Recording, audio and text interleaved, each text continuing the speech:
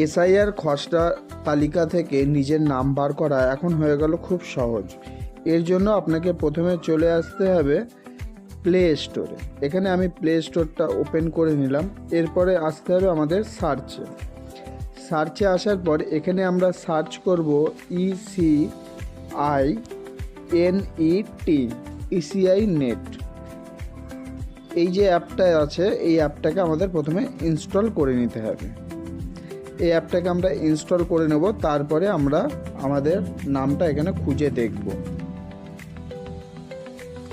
দেখুন অ্যাপটা ডাউনলোড হয়ে গেছে, ইনস্টলিং হচ্ছে।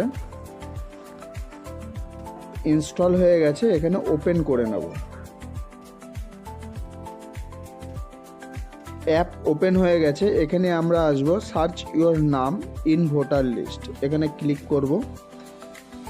এই জায়গায় আমাদের এপিক নাম্বারটা বসাতে হবে। আমাদের আই কার্ডে যে এপিক নাম্বার আছে সেটা আমরা এখানে বসিয়ে নেব।